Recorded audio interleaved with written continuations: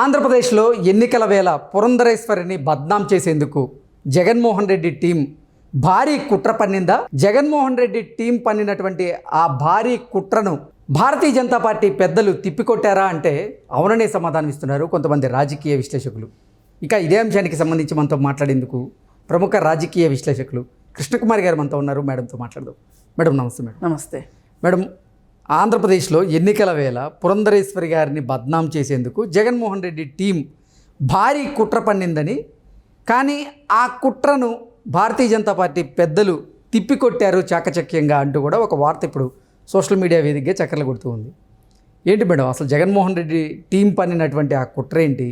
దాన్ని భారతీయ జనతా పార్టీలు పెద్దలు ఎలా తిప్పికొట్టారంటే ఏం చెప్తారు? ముస్లింలకు ఇచ్చిన రిజర్వేషన్ ఏదైతే ఉందో అది మళ్ళీ గనక ఆంధ్రప్రదేశ్లో కూటమి గనక అధికారంలోకి వచ్చిందనుకోండి, అది తీసేస్తారు అని చెప్పి వైసీపీ శ్రేణులు ప్రచారం చేస్తున్నాయి.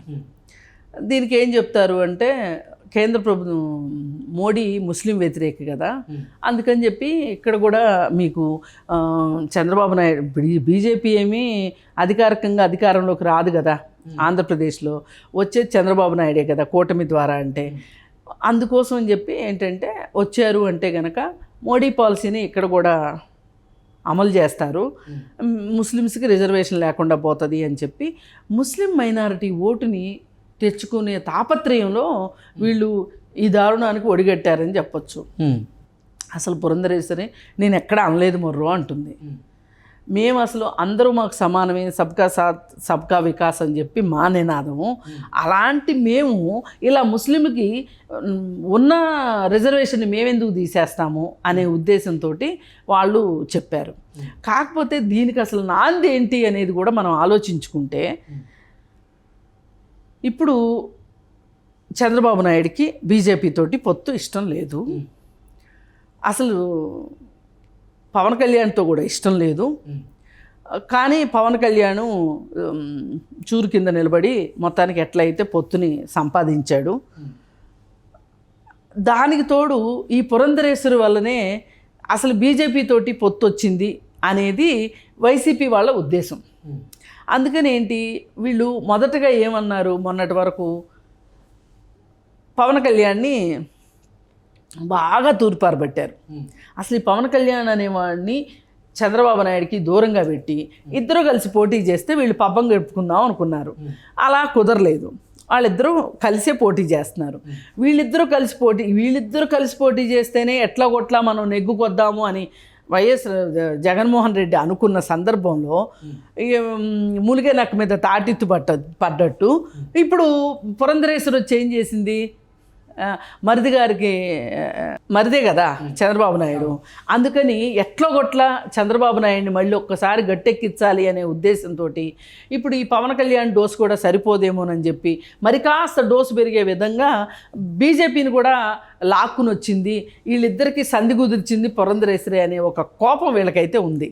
ఇక వీళ్ళకి అర్థమైపోయింది మనం ఎట్టి పరిస్థితుల్లో గెలవము అనే ఒక అక్కస్ వచ్చేసేసి, ఆ అక్కస్ తోటి వీళ్ళు ఏం చేస్తున్నారు అంటే పురంధరేశ్వరిని, ఆమెకు పైగా రాజమండ్రిలో ఒక మంచి వాతావరణం వచ్చింది అని చెప్పి అందరూ మాట్లాడుకుంటున్నారు. ఈమె ఏమైనా సరే గెలుస్తుంది, ఈమెను గెలవనీయకుండా చెయ్యాలి, ఆ పురంధరేశ్వరిని బదనాం చేయాలి. పురంధరేశ్వరిని బదనాం చేస్తే దానిలో భాగంగా తెలుగుదేశం కూడా బదనాం అయిపోతుంది. ఎలాగో మనమేం పవన్ కళ్యాణ్ వదిలిపెట్టట్లేదు.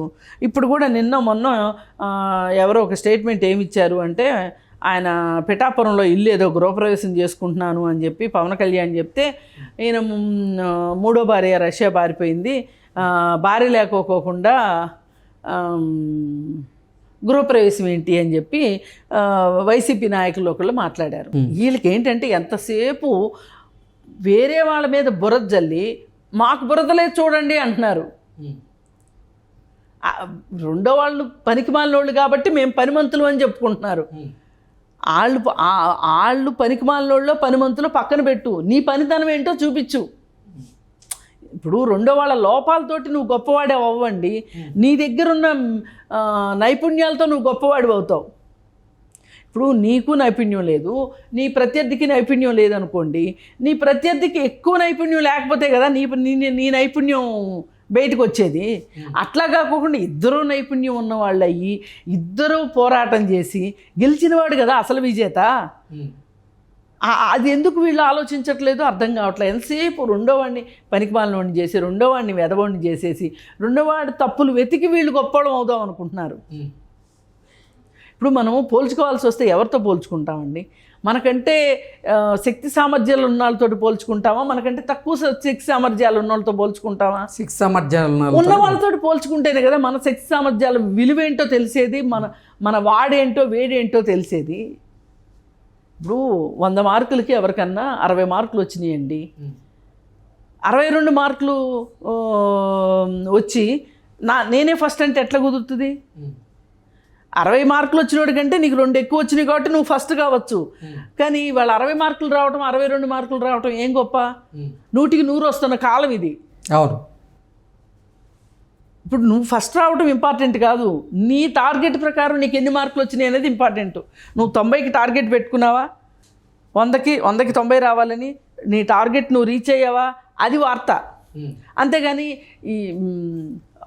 ఈ క్లాస్లో ఇంకెవ్వరికీ అన్ని మార్కులు రాలేదు కాబట్టి 60 మార్కులు వచ్చినోడి ఫస్ట్ మార్క్ వచ్చినోడు కాబట్టి నేనే ఫస్ట్ అంటే ఎట్లా కుదురుతుంది? అంటే మనము ఇలా అలవాటు పడిపోయాం. వాడిని తిట్టి నేను గొప్ప, వాడిని వెధవని చేసి నేను గొప్ప. ఇప్పుడు సరేనండి, పురంధరేశ్వరి ఉన్న రిజర్వేషన్ పీకేస్తానని చెప్పింది. నువ్వేమన్నా 8% ఇస్తానన్నావా? ఇవ్వచ్చుగా. నువ్వు నీకు అంత ప్రేమ గారిపోతుంటే ముస్లింల మీద నీ నోట్లోంచి ఆ మాట రాదే మరి? ఇప్పుడు మనం గొంతు చించుకుని వాలంటీర్ల గురించి మాట్లాడుతున్నాం కదా. వాలంటీర్లకి రేపు జూన్ 4వ తారీఖున నేను సీఎం అయిన తర్వాత మిమ్మల్ని పర్మనెంట్ చేస్తాను, లేకపోతే మీకు మళ్ళీ ఎక్స్టెన్షన్ ఇస్తానని చెప్తున్నాడు. నువ్వు ఎలక్షన్ కోడ్ రాకముందు ఎందుకు ఏం చేసావు? నువ్వు గుడ్డుగురాలు పడుదోమేవు. ఏం చేసావు నువ్వు? ఆ రోజు ఇవ్వచ్చు కదా. అంటే నువ్వు గెలవడం కోసం ప్రత్యర్థుల లోపాలని వెతికి తీసుకుని వచ్చి వాళ్ళకంటే నేను గొప్ప అండహో అని చెప్పి డప్పు వేసుకొని గెలవాలనుకుంటున్నావు.